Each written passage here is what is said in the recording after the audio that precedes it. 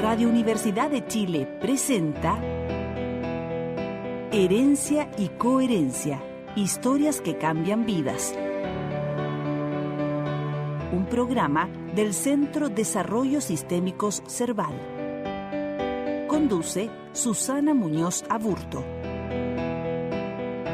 Buenas tardes. Nuestro invitado de hoy es Sergio Campos Ulloa. Él es profesor de educación primaria y periodista. Su trayectoria la ha desarrollado en distintos medios de comunicación. Por años ha conducido el Diario de Cooperativa en su edición matinal. Actualmente es decano de la Facultad de Comunicaciones de la Universidad Central. En el año 2016 publicó sus memorias, La voz de la radio está llamando. Gracias, Sergio, por aceptar nuestra invitación. Hola, ¿qué tal? Un gusto de conversar contigo. Bueno, y comenzando esto, Sergio, de la educación, ¿cómo emerge la educación, el interés en la educación primaria? Es lo primero que aparece porque mi profesor de escuela primaria, felizmente, era un tipo muy motivador. Ya. A través de las clases, y los procesos eran de aprendizaje, que ahora está tan de moda hablar del aprendizaje y no de la enseñanza. Ya. Y eso a mí me involucró fuertemente, digamos, como modelo también de profesión. Okay. ¿Ya? De tal manera que cuando yo egresé de la escuela primaria decidí postular a la escuela normal para ser profesor. Profesor normalista. Así es. Ah. Y mandé mis papeles a la escuela normal de Curicó. ¿Ya? Pero me los rechazaron porque no me correspondía. Yo estaba en la provincia de O'Higgins, en ese tiempo había 25 provincias en Chile, ¿ya? Y me mandaron una carta donde decían que la documentación era rechazada por la Escuela Normal de Curicó y que la enviaban a la Escuela Normal Superior José Valardo Núñez en Santiago. Genial. Así que tuve que ir a Santiago a dar el examen de admisión. Ah, ¿y nacido dónde? En Curicó. En Curicó. En Curicó, claro, ahí vivía mi padrino, por esa razón entonces había postulado a la Escuela Normal de Curicó. Genial. Y luego, cuando dieron las pruebas de admisiones en Santiago, ¿qué pasó ahí? Bueno, postulamos como 300 estudiantes de todas partes del país y quedamos 55 seleccionados. Ah. Y eso significó para mí también un reconocimiento a mi profesor de escuela primaria, porque gracias a él yo di un buen examen, digamos. ¿Cómo se llamaba? Se llamaba Raúl Camaño Arredondo. Ah. Él falleció hace varios años, era un gran deportista, ciclista, lo atropellaron y falleció. Oh. Ah. ¿Y la experiencia en la escuela normal? La experiencia en la escuela normal es un espacio de gran fraternidad, ya, de solidaridad, de compañerismo. Ajá. Además uno se cría en el primer momento, a partir de los 12 años, en un ambiente pedagógico, porque los compañeros de quinto y sexto año de la escuela normal, ellos preparan materiales para sus clases de práctica todos los días, y uno los ve trabajando en eso, entonces se entusiasma más todavía con la profesión. Genial. Y luego de estar en la escuela normal, ¿cómo fue la práctica afuera, de trabajar con niños? Bueno, nosotros empezamos visitando colegios ya en el segundo año, a observar clases. Ajá. Y después ya cuando nos tocó hacer la práctica en quinto año, era como bastante sencillo, porque yo en cuarto año ya hacía clases en la escuela nocturna normal, entonces yo en ese tiempo tenía 16, 17 años. Ajá. Y tenía alumnos que tenían 50, 60 años. Genial. Estaban en primero básico, segundo básico, en la anexa a la escuela normal. Ya. ¿No? Y entonces cuando me tocó hacer clases ya en forma sistemática, como practicante, sí, las cosas eran mucho más fáciles. Teníamos ya cierto oficio. Sin duda, sin duda. ¿Y la familia cómo tomó esta vocación? De apoyo, solamente apoyo, porque el entusiasmo mío era grande. Yo llegaba a la casa a hablar acerca de las actividades que había en la escuela normal. Había mucho deporte, básquetbol, fútbol, ajedrez también. Ajá. Se estudiaba instrumentos musicales. Qué bonito. Era un mundo de mucha convivencia, se compartía. Ajá. Era, como te digo, como una comunidad de hermanos. Como una comunidad de hermanos, sí. ¿Y qué fue de la comunidad? Bueno, la comunidad persiste. El octubre del año pasado nos juntamos en Codegua ¿Ya? con los compañeros de mi curso y del curso B para celebrar los 50 años que habíamos egresado de Escuela Normal. Egresamos en 1967. ¡Ay, potente! Sí. Y luego, esto de transformarse en periodista.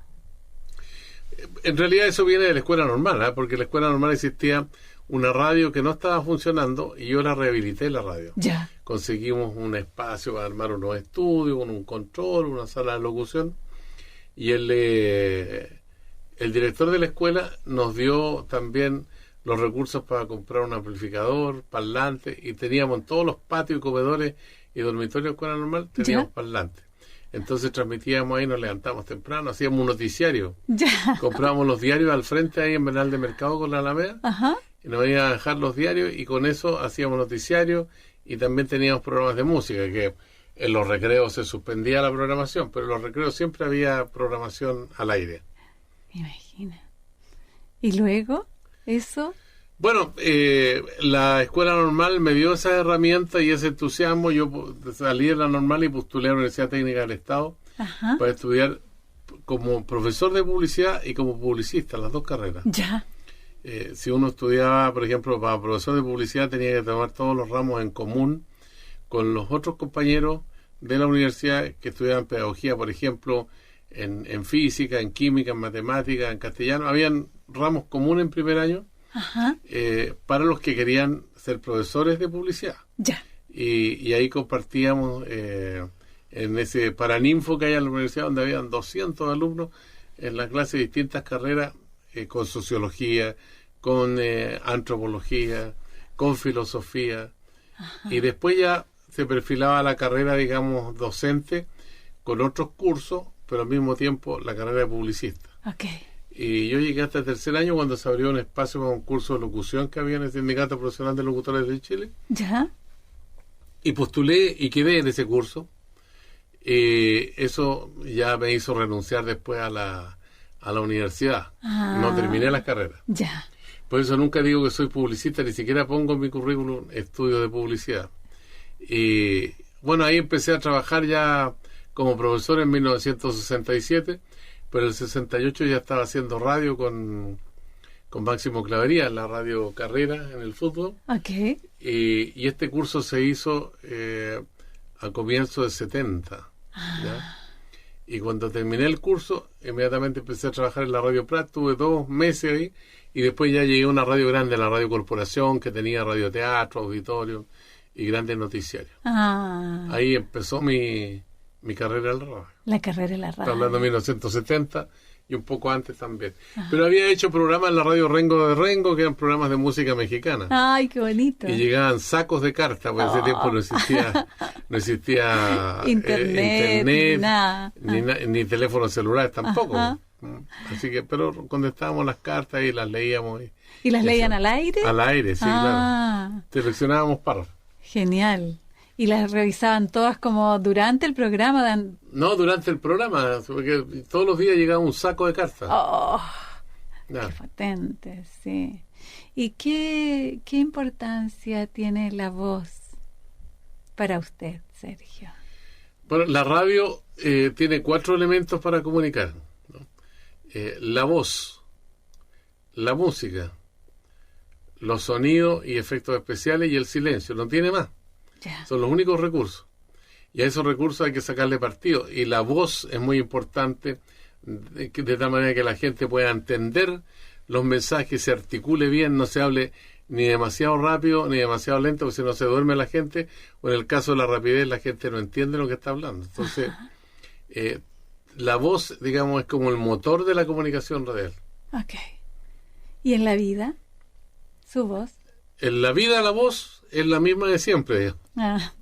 Pero también en la relación personal es muy importante la manera como uno dice las cosas, cómo se expresa, cuáles son los énfasis, los entusiasmos, sí. O la tristeza. O la tristeza, sí. Y en la vida personal, ¿cómo ha sido, cómo ha impactado, cómo se ha ido modulando su voz? No, porque yo hice un curso de locutores, entonces eso permitía, digamos, que uno pudiera entender los códigos de la comunicación radiofónica y particularmente el uso de la voz. Okay. Y como yo tenía ya cierta práctica en la radio de la escuela normal, Sí. entonces me resultó mucho más fácil. Más sencillo. Ujú. Y de ahí al decanato de la universidad.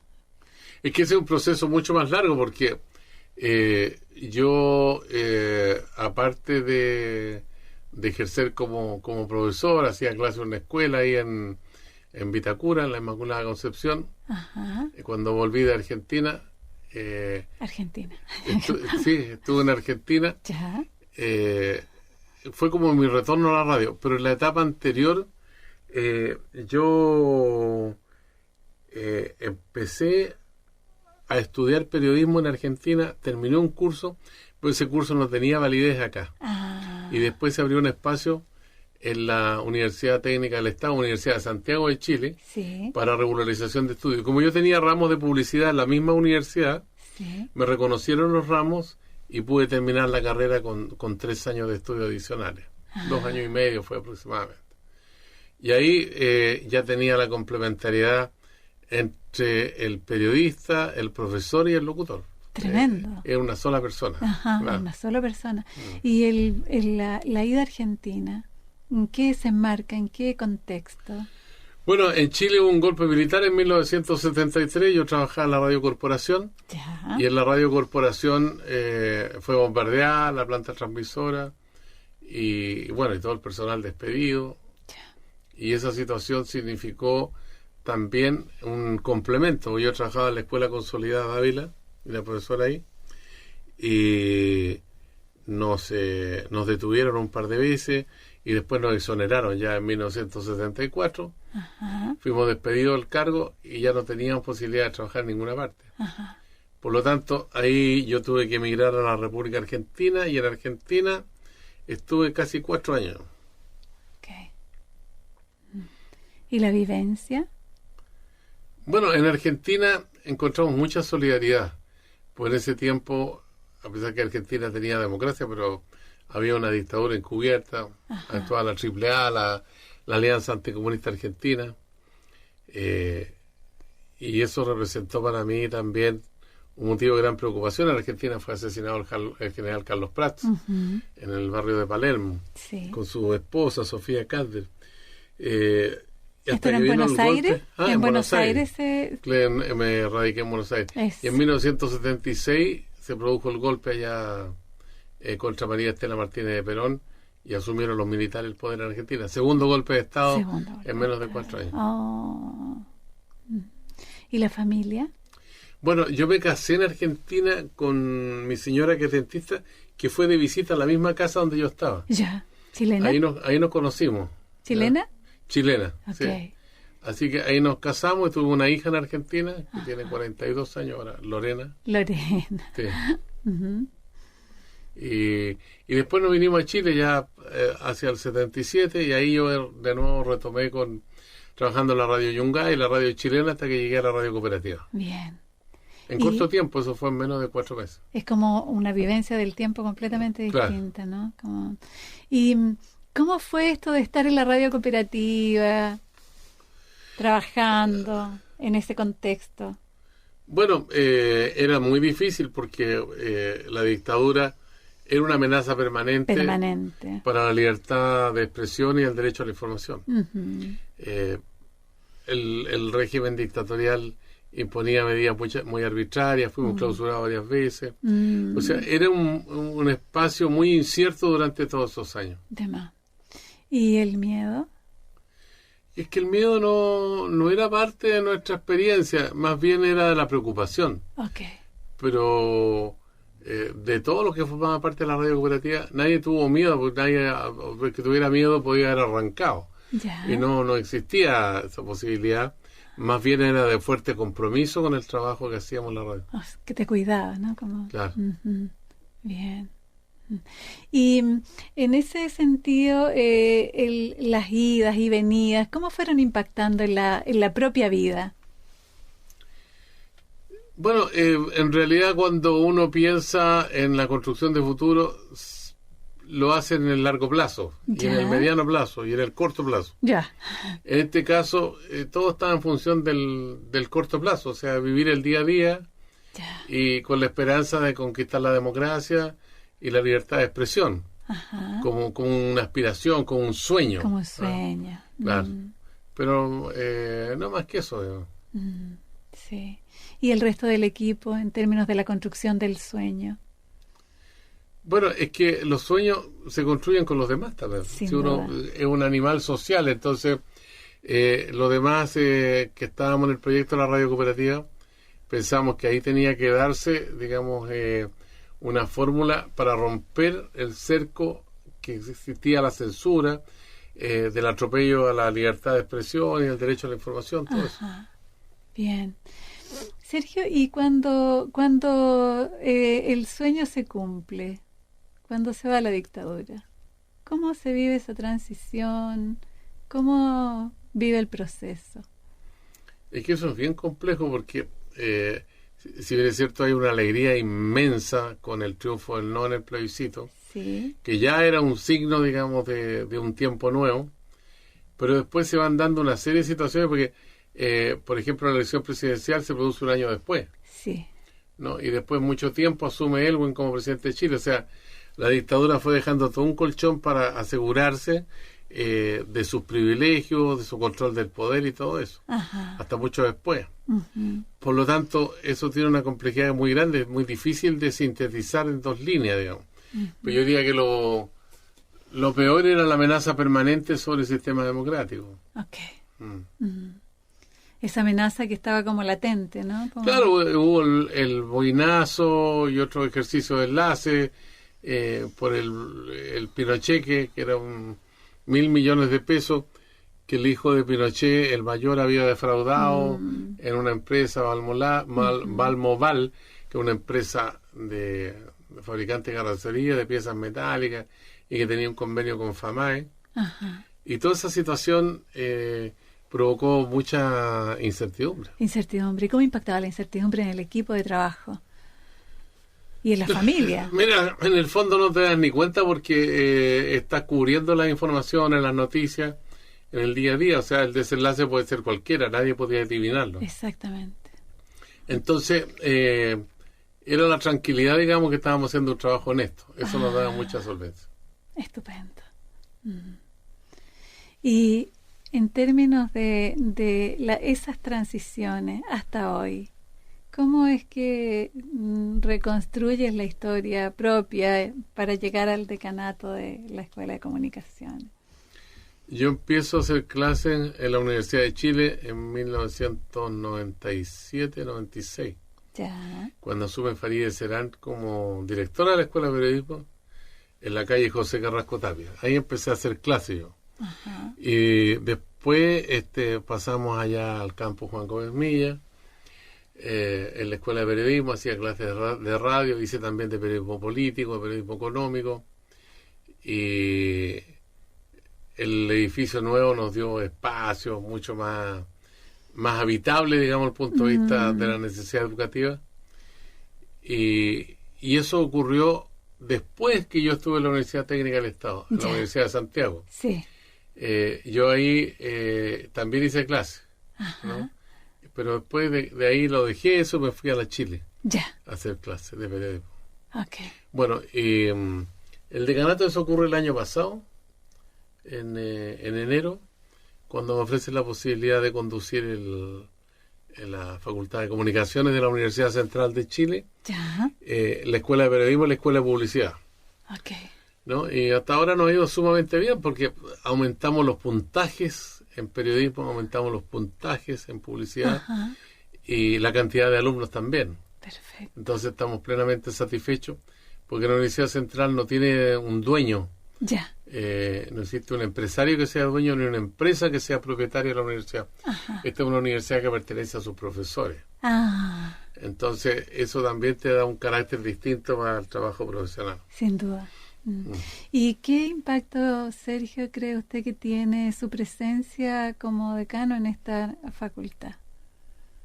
Bueno, yo estoy encargado de hacer la gestión administrativa y académica. Después tengo un equipo con el que articulamos todos esos procesos y hasta este momento ha sido fantástico porque hay una colaboración muy fuerte.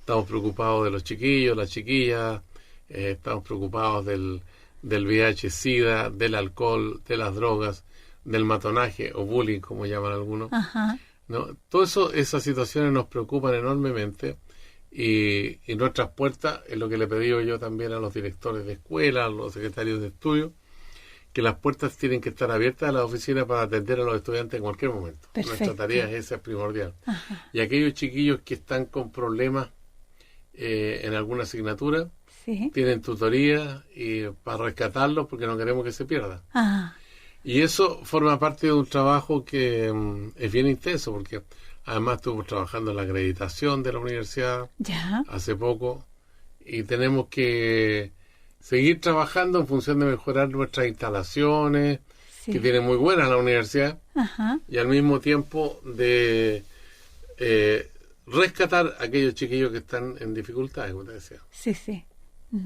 Entonces es como de alguna manera su presencia es como la de aquel profesor primario que alguna vez fue importante para usted. Se combinan las dos cosas porque el profesor es un comunicador y el periodista y el locutor son comunicadores. Sí. Por lo tanto existe una mixtura ahí que es muy rica, que favorece cualquier trabajo en cualquiera de las dos áreas. Uno a través de la radio hace pedagogía, ¿no?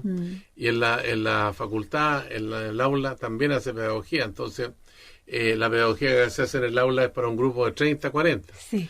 La pedagogía que se hace a través de la radio es para miles de personas. Ajá. Pero siempre es pedagogía. Sin duda. Porque en la radio uno le habla a una persona. Ajá.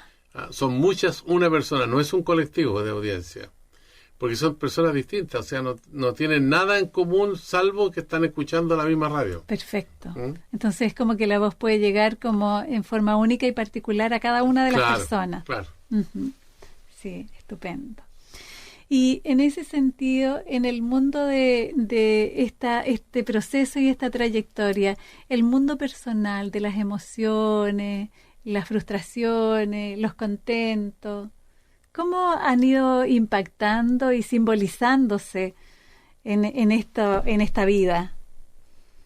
Bueno, lo que ocurre es que uno incorpora su quehacer diario Sí. en la relación humana en este caso con los jóvenes, Ajá. ¿no? O en el otro caso con la audiencia. Sí. Y eso es parte de lo que uno está vivenciando día a día, ¿ya? Claro. Eso te da un privilegio porque está en relación con muchos grupos humanos que son diferentes, ¿ya? Entonces las opiniones que tú puedes tener son opiniones más fundadas, Claro. ¿ah? Que tienen más sustento, porque conocen más gente de distintos ámbitos, Ujú. de distintas edades, Mm. de distintos recursos económicos, y eso te pasa todos los días. Todos los días. Y en ese sentido, ¿cómo se vivencian las pérdidas? Las pérdidas que fueron como bien masivas Bueno, las pérdidas son parte de un periodo triste, trágico de la historia de Chile. Sí. Yo ahí perdí varios amigos, entre otros Manuel Guerrero Ceballos, que fue compañero mío en la escuela normal, Ah, que fue degollado, estaba con los 3 profesionales, sí. Guerrero Paradanatino, Ajá. ¿no? Y otras cosas que te producen mucho dolor también, por ejemplo, el asesinato del padre Andrés Yarlán por un carabinero que le disparó en la población La Victoria de Santiago. La humillación que sufrieron otros, como el padre Guido Peters, por ejemplo, de La Legua, que fue humillado por los servicios de seguridad de la dictadura. En fin, son muchos los momentos que te duelen bastante y que, bueno, son heridas que han ido cicatrizando, pero muy lentamente. Muy lentamente. Bueno, y con esto, Sergio, nos vamos a ir a una pausa y vamos a volver en unos momentos.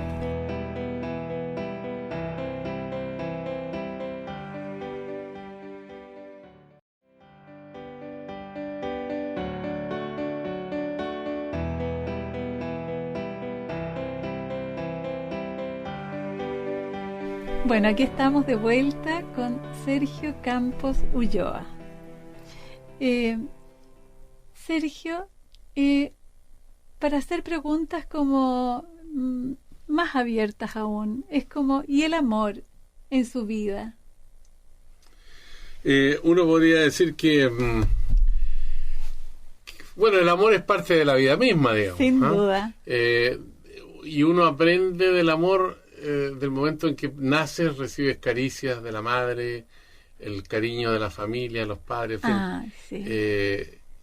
Y esa es una cuestión, digamos, que está inmanente en el ambiente. ¿Qué número de hijo eres? ¿Qué número de hijos soy? Único. El único. Hijo único, claro. Ok. Así que dice que los hijos únicos tienen características muy singulares, que son muy egoístas, pero yo todo lo contrario. No soy egoísta ni ególatra. Para nada. Así, Ajá. Bien. ¿Y sigamos con el amor? Bueno, mira, el amor, está el amor filial, ¿no es cierto? Sí. Que uno le profesa a los padres, a los hermanos, a los amigos, Ajá. con más o menos intensidad. Está el amor erótico en la relación con la pareja, Sí. ¿no? Que tiene otra connotación. Ajá. También está el amor a las causas, Ajá. ¿no? A las causas de tipo social, político, Sí. ¿no? Hay un compromiso ahí que tiene otras implicancias, digamos. Ajá. El amor es muy diversificado en ese sentido. Ajá. Y uno en realidad, cuando lo está viviendo esa experiencia, no las racionaliza. Ya. Las vive nomás. Las vive ¿ah? nomás. Después ya cuando está más grande uno empieza a hacer estas sistematizaciones que te permiten, digamos, de alguna manera ver cómo ha ido en el camino tu relación con los demás. Ajá. ¿Y cómo ha ido en el camino? Yo pienso que en general bien, quizá una de las cosas que a mí me crea a veces problemas, y soy muy trabajólico, o sea, trabajo con mucha intensidad. Ajá. Cuando asumo los compromisos, los asumo Con cuerpo y alma. cuerpo y alma, porque me parece que uno, cuando trabaja con seres humanos, uno se debe a esos seres humanos. Sin duda. Y eso de repente te deja un poco, te produce distancias con los amigos, Ya. pues no los ves, Ajá. pero los sigues queriendo, ¿no? Sí. Y en la casa te reclaman también. Te También. te reclaman presencia. Claro, claro. Bien. ¿Y el nacimiento de tu hija, cómo se vivió? Fue un tremendo acontecimiento, Ya. muy intenso en lo personal y también muy fuerte en lo social, porque me acuerdo cuando nació mi hija, llegaron muchos amigos también, y lo mismo pasó con mis otros dos hijos. Ok. Una gran compañía de amigos expectantes en la sala de espera de la maternidad, Perfecto. y eso es muy rico, muy exquisito, o sea, es como que navegaras en una nube. Lindo. 3 hijos tiene. 3 hijos, claro, Lorena que tiene 42, Camilo 39, Valentina tiene 28 años. Ajá. Y la comunicación y la docencia, ¿cómo impacta en los hijos? Bueno, mis hijos son muy críticos, han desarrollado el pensamiento crítico con mucha fuerza. Ya. Así que en la casa ellos son los que te aterrizan muchas veces. Ok. Claro. Es como que se transforman como en una fuente de feedback permanente. Claro, apoyan pero critican. digamos. Ok, Eso. ok. Y en ese sentido, ¿cómo ha sido esto de ser padre? Nadie le enseña a uno a ser padre. Po. O sea, uno aprende haciendo de padre. Ajá. Uno parte al comienzo, por ejemplo, qué sé yo, ayudando a cambiar los pañales. Ya. ¿Ya? En una época en que el machismo era mucho más exacerbado que ahora. Hoy día todavía queda, pero en ese tiempo los pañales tampoco eran desechables, Exacto. eran pañales que se lavaban. Ajá. Tenía esa...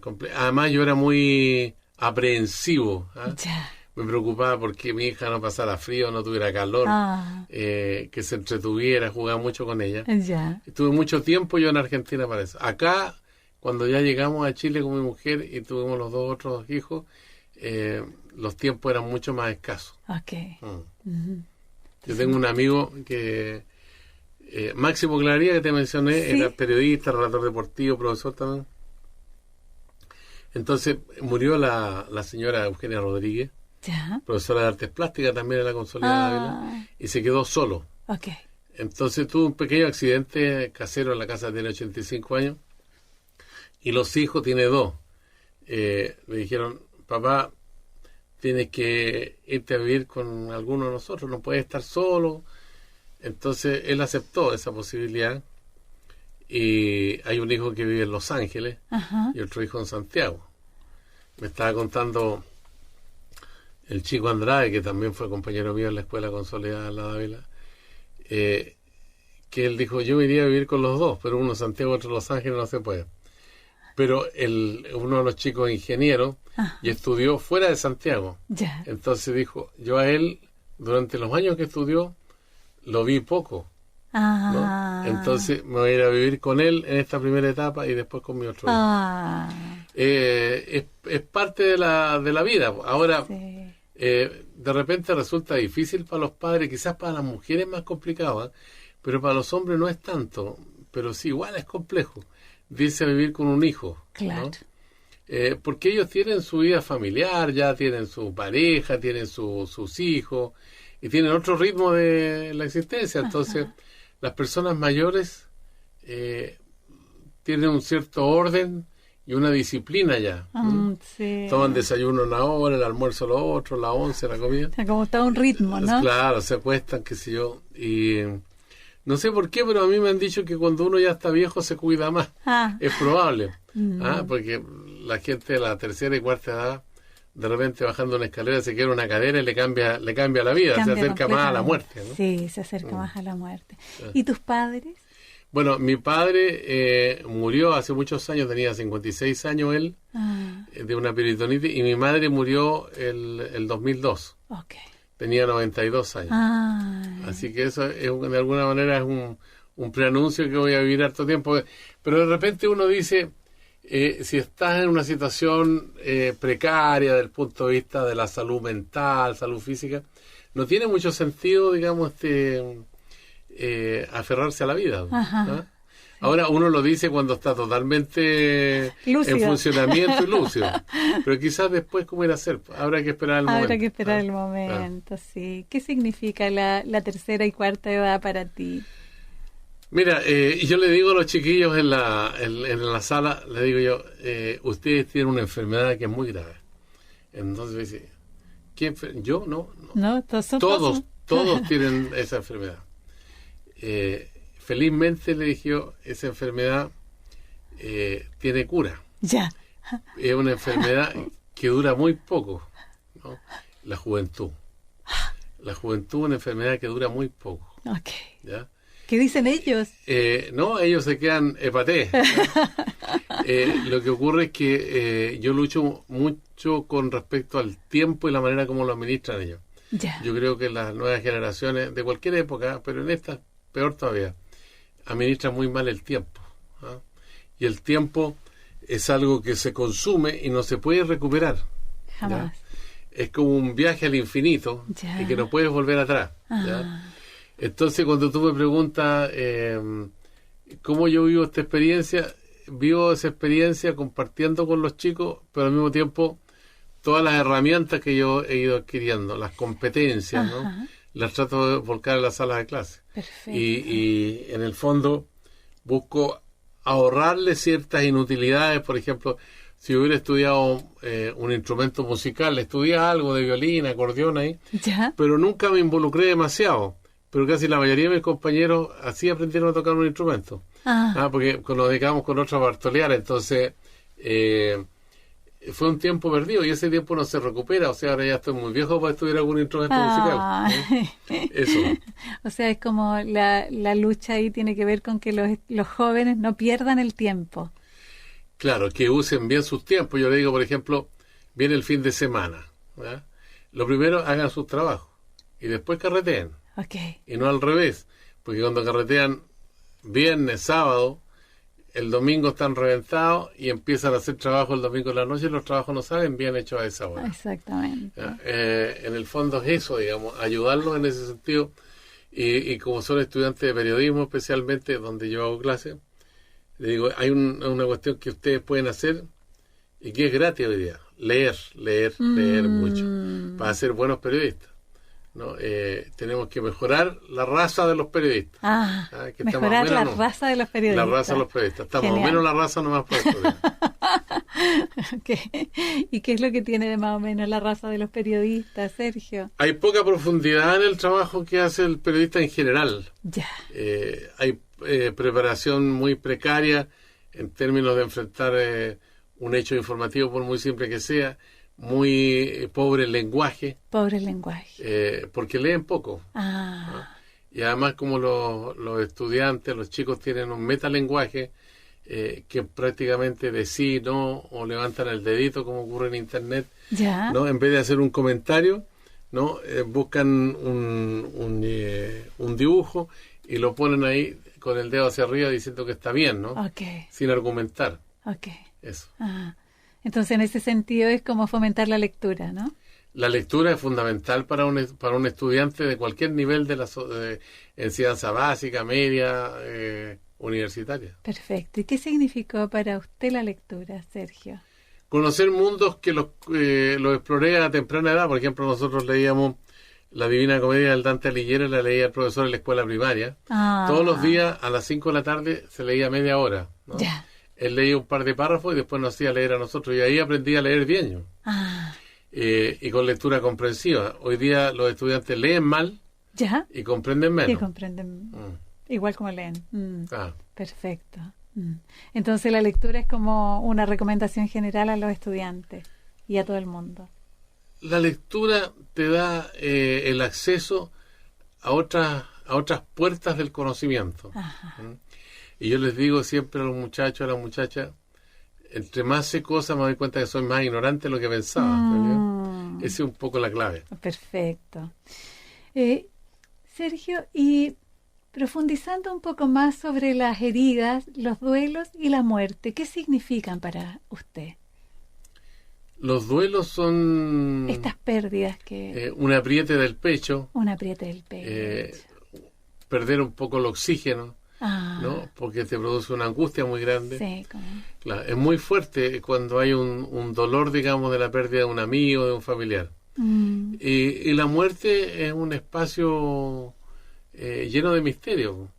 Pero yo pienso que en el fondo nosotros tenemos una proyección que logramos con lo que dejamos en los demás. Sí. Y eso ya es satisfactorio. Yo he dejado muchas generaciones sembrar la semilla, la inquietud de su desarrollo personal, profesional, y eso, dice, cuando llegue el momento hay que enfrentarlo como corresponde, ¿no? Estar disponible. Estar disponible, sí. ¿Y qué significa estar disponible? Estar disponible significa que cuando no hay nada más que hacer, la resignación nomás. La No resignación. queda otra. Porque uno en la vida... cuando tiene problemas de salud los enfrenta, va al médico, toma medicamentos y se mejora. Pero cuando tú estás en una etapa, digamos, terminal, ahí no hay más vuelta que darle. Hay que cerrar los ojos nomás. Cerrar los ojos. Cuando uno entra al pabellón para operarse, sí. Te debe sacar el anillo, el reloj, si tienes algún escapulario, alguna medallita o alguna cosa simbólica. Todo eso queda totalmente pilucho para entrar al pabellón. ¿Ya? Y así nos vamos a ir también. No nos llevamos nada. Si tenemos acumulada riqueza, si tenemos bienes y todo eso, ninguna cosa de esa se lleva para el otro mundo donde va uno. ¿Qué se lleva? Lo único que pasa ahí es que se produce una transformación nomás, material, digamos. Sí. ¿Y qué dejarías? ¿Qué deja uno cuando...? Bueno, el legado que uno piensa que deja es la formación, por ejemplo, de nuevos profesionales. De nuevos profesionales, sí. Un ejemplo de rectitud también, de honestidad. ¿De coherencia? Mira, la coherencia yo creo que es difícil encontrar en el ser humano. Uno trata de ser coherente, pero muchas veces es incoherente, o sea, cae en espacios en que no guarda relación entre lo que cree y lo que hace. Perfecto. Y eso es un desafío permanente. Por ejemplo, hoy día la sociedad se ve enfrentada a un exceso de consumismo. ¿Ya? Sí. Entonces, los productos no están al servicio del ser humano. El ser humano pasa a estar al servicio de los productos. ¿Ya? Las empresas controlan tus gustos, tus necesidades, las manipulan, ¿ya? De tal manera que te crean la necesidad de cambiar tu auto por un auto último modelo. Te ofrecen sistemas de crédito, de endeudamiento. Bueno, y esa es una tentación permanente, digamos. Entonces, la gente que vive esa experiencia, ahí cae en la incoherencia. Claro. Cuando uno, por ejemplo, se enfrenta a una gran cantidad de elementos y se los quiere comer todos, digamos, porque son ricos, también es incoherente, digamos, porque atenta contra la salud, ¿te fijas? Sí. Ahora, si tiene exceso de peso, es peor todavía la situación. Claro. Es incoherente. Y la gente muchas veces tiene conciencia que ciertos alimentos no le van bien, o la gente que fuma, por ejemplo. También es otro caso bien recurrente hoy día, ¿ya? Que representa un problema para su salud, representa un problema para la salud de los demás. El que fuma contamina a los otros, incluso con el olor. Tú estás en un lugar y una persona que fumó en el patio entra al lugar y viene pasado cigarrillo. Claro. En fin, son muchas las incoherencias que el ser humano tiene y uno forma parte del grupo humano. Del grupo humano. Sergio, y en ese sentido, y un poco más resonando con eso, ¿qué significa para usted la libertad? Mira, la libertad es un concepto que se opone a la seguridad. Entre más libertad tiene, más inseguridad se vive. ¿Ya? Y esa como la incertidumbre, ¿no? Claro, está marcado por la incertidumbre. Por ejemplo, hoy día las personas que se sienten libres, ¿no?, en la sociedad, pero tienen la amenaza de la acción delictual, por ejemplo. Está latente. ¿Ya? ¿Por qué razón? Porque cuando hay libertad para producir bienes y servicios, esa situación significa que hay un consumo exacerbado y hay gente que es marginal a la sociedad, que no tiene acceso a ese consumo, entonces busca los medios para acceder a ese consumo y para eso se involucra en el delito. Está el caso, por ejemplo, de aquellos que quieren hacer mucha plata en corto tiempo. Por ejemplo, el caso de Garay, del tipo que estafó mucha gente. Él llegó a ser multimillonario, pero a costa de terceros y haciendo trampa, ¿ya? Porque él tenía el deseo hedonista, digamos, de ubicarse en otro rango en la sociedad. Y siendo un tipo modesto de origen, ¿no? Pero él quería estar en otro ámbito. Quería ser otro. Cueste lo que cueste, dijo. Y lo que le costó finalmente fue la cárcel. Claro, la libertad. Y así te podría mencionar muchos otros casos. ¿Y la libertad propia? Mira, la libertad, en el fondo, a nivel personal, tiene también su complejidad, porque uno tiene ciertos compromisos, y esos compromisos te atan. Por ejemplo, yo me levanto todos los días 5 para las 5 de la mañana, ¿ya? O sea, no tengo libertad de dormir hasta tarde. ¿Ya? De ahí me voy a la radio, ¿no? Y salgo de la radio y no tengo libertad de ir a compartir con amigos porque tengo un compromiso en la universidad, ¿te fijas? O sea, uno mismo se va creando un cerco a los espacios de libertad. Y eso es lo que veo en el fondo que a mí me ocurre y a mucha gente también. Sí, sin duda. Sergio, y entre la libertad y la trascendencia, ¿qué resonará? ¿Qué cosas crees que resuenan en las personas con las cuales tú te has relacionado o te han escuchado a través de la radio? ¿Qué es lo que sientes que has sembrado en cada uno de ellos? Mira, en el fondo estas profesiones de maestro y de periodista, de locutor, te inscriben dentro del campo de servicio, de servir a los demás. Uno haciendo clases sirve a los demás. Uno trabajando en la radio sirve a los demás. Por ejemplo, cuando me encuentro con Cristian Galás, que es de la Fundación Víctor Jara, del directorio. ¿No? Nosotros hicimos un convenio con la universidad porque este año vamos a celebrar los 45 años de Víctor Jara, de su muerte, que fue asesinado en septiembre de 1973. Entonces, cuando estábamos en la firma del convenio, y me dice, oye, nosotros somos amigos hace harto tiempo, hay algo que no te había dicho y te quería decir. ¿Ya? Dice que en la radio cooperativa dieron la noticia que 3 muchachos universitarios fueron detenidos por los servicios de seguridad, por la CNI, Ajá. la Central Nacional de Informaciones, que era el organismo represor de Pinochet. Sí. Algo me acuerdo de ello. Entonces yo mismo fui a hacer la denuncia a la radio y tú me recibiste. Pero después que pasó eso, a los 2 días me detuvieron a mí. Oh.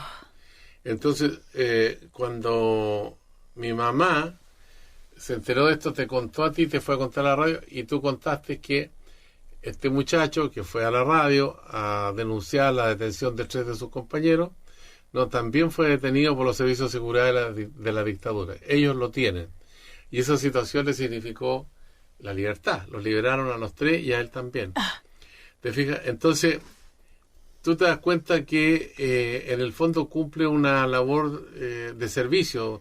Está inmerso en la función social. Y los alcances pueden ser insospechados. Claro, ¿no? claro. Y me he encontrado con otra gente. La otra vez me encontré con un campesino también que lo habían detenido y también me dio un abrazo y me dijo, bueno, dijo que ustedes en la radio dieron la noticia de mi detención y por eso me salvé. Oh. Entonces te vas dando cuenta que el medio de comunicación es para servir a la gente. Hay gente que lo usa los medios para servirse ellos, para alimentar su ego, para tratar de convertirse en ícono de la opinión, pero yo pienso que esa es una parte que deja poco, digamos. Deja poco. ¿Y cómo recibes estos muestras de afecto de las personas, Sergio? Es que es un cariño recíproco, yo quiero mucho a la gente cuando me hablan y me dicen, oh, yo escucho la radio de tantos años, todo eso. O cuando me vienen a dejar al colegio me dicen algunos irrespetuosos. Pero en eso estamos. Okay. En eso estamos, tratando de servir a la gente y de ayudar en lo que se puede ayudar, de ser solidario con los demás, ¿no? Y eso a cambio de nada, porque uno no espera nada en ese sentido, todo lo contrario. Es la satisfacción de poder apoyar a otro que lo necesita. Claro. Entonces el afecto que viene de retorno es como un regalo, ¿no? Claro, porque en esto fíjate que hay 3 cosas que uno vive. Por una parte, en la radio o en la televisión. Yo estuve en la televisión 10 años en el Mega, después estuve en la red 7 años más y ahora estoy en el canal del Senado. Ya. Y en el aula universitaria.